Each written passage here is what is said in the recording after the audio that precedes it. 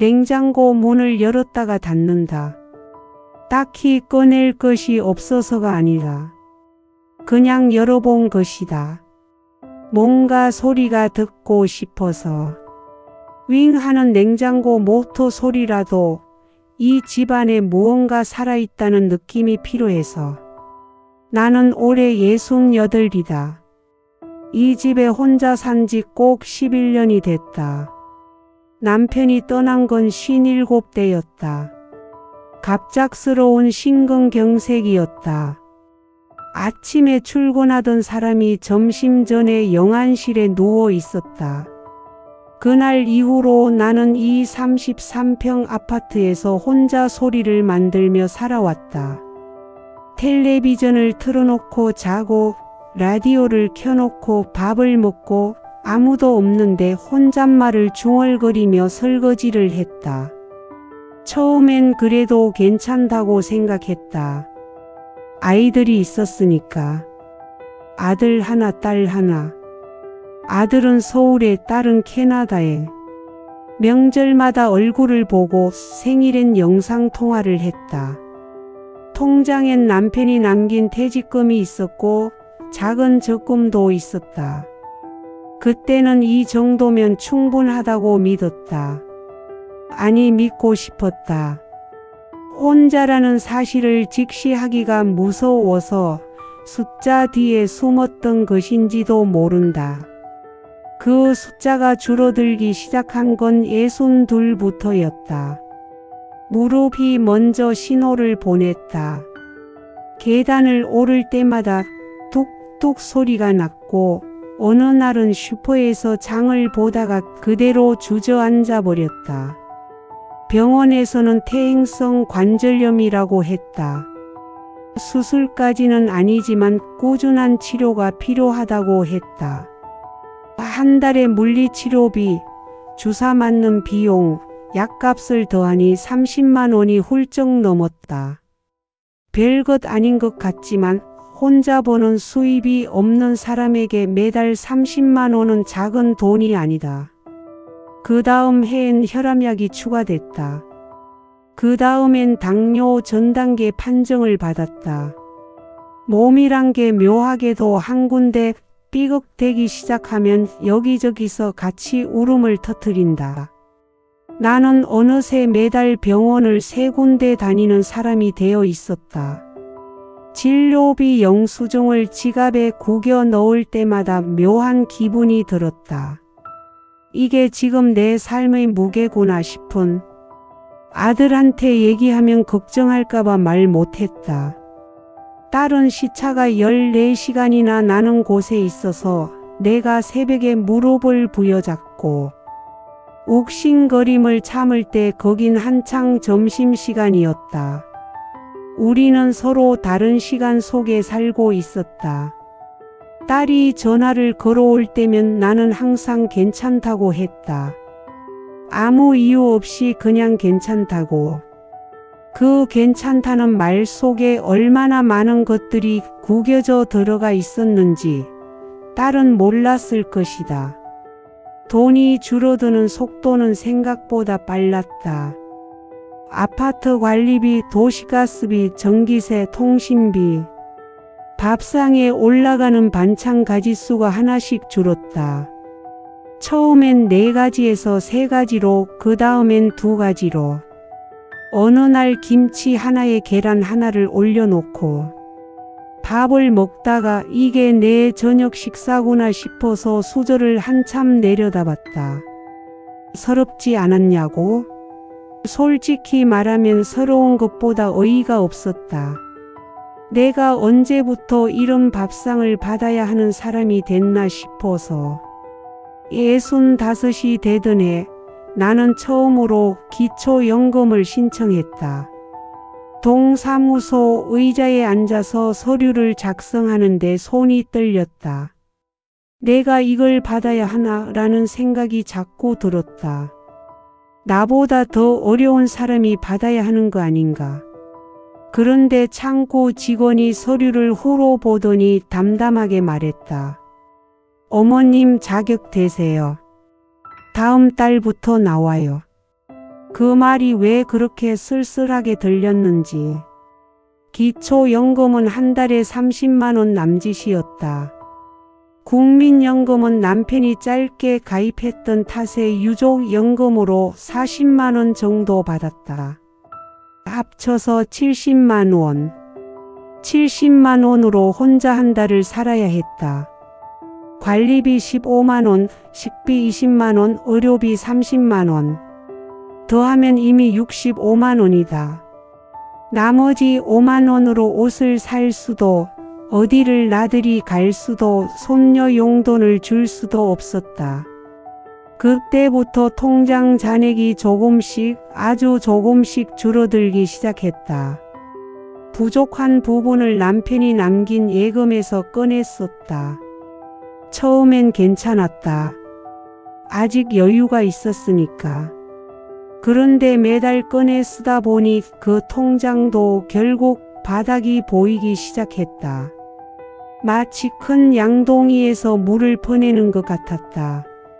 처음엔 가득 찬 것 같았는데 어느 날 바닥이 드러나 있었다.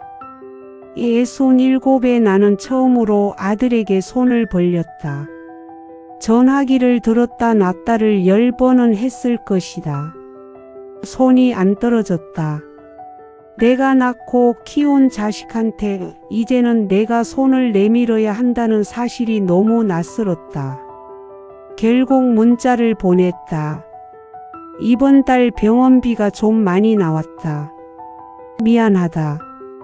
아들은 선뜻 보내줬다. 50만 원.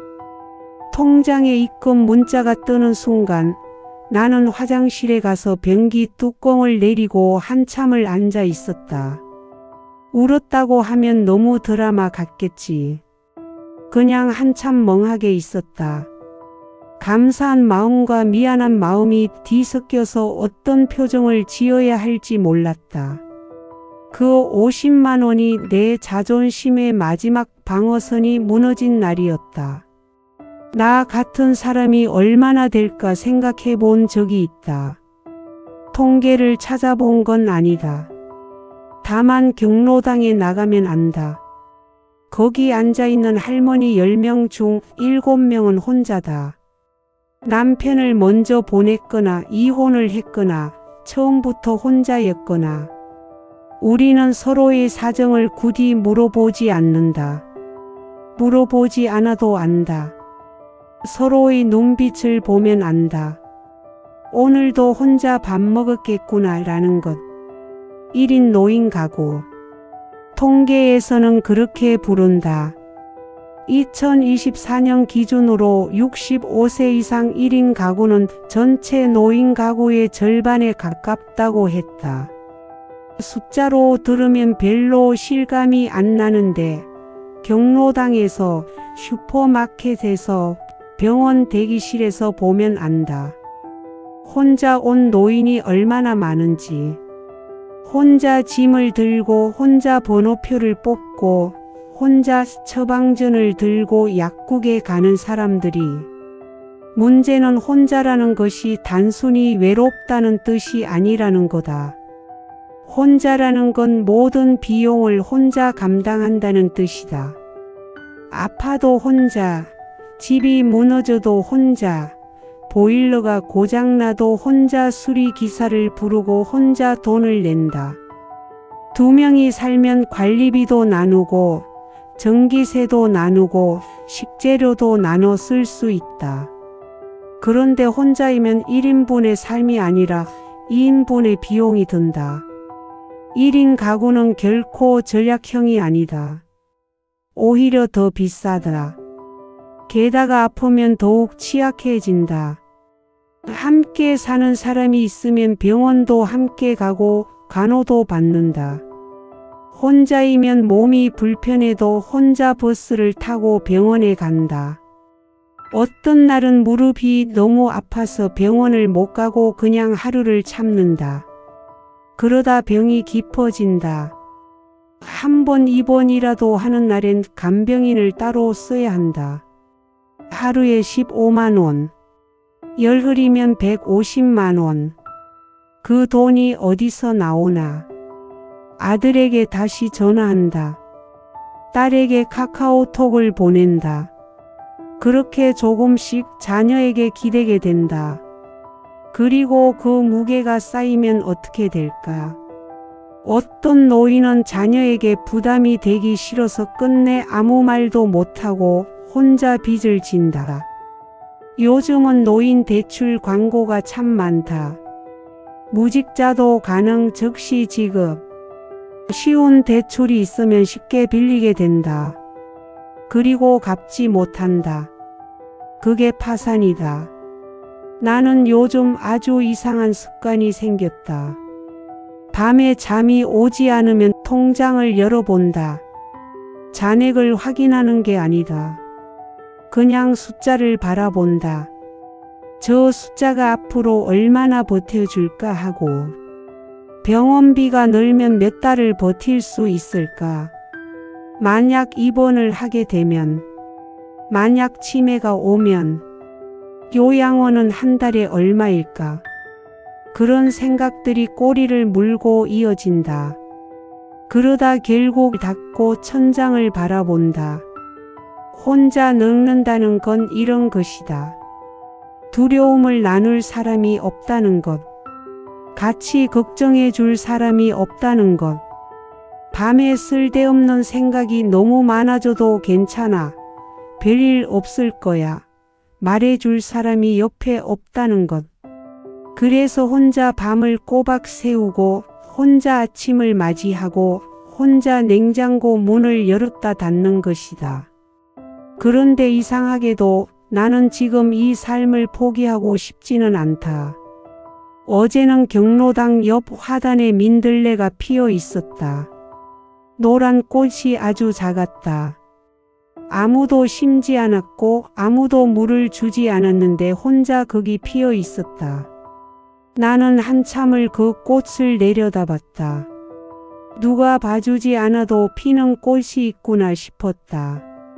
오늘 저녁엔 된장찌개를 끓일 생각이다. 두부 반모에 애호박 조금, 버섯을 넣어서 1인분이지만 냄비 가득 끓일 거다. 나 혼자 먹을 거지만 가득 끓이는 것만으로도 이 집이 조금은 차 있는 느낌이 드니까. 김이 오르면 창문이 조금 뿌옇게 되고 그러면 이 집이 살아있는 것 같으니까. 나는 오늘도 혼자다. 하지만 오늘도 살아있다. 우리 사회는 아직 이 사람들에게 충분히 귀를 기울이지 못했다. 1인 고령 가구의 노후 파산은 개인의 실패가 아니다. 함께 살아갈 사람도 기댈 구조도 충분히 마련되지 않은 채 혼자 늙어가도록 내버려진 사회의 실패다. 냉장고 문을 열었다 닫는 그 손을 우리는 언제쯤 잡아줄 수 있을까?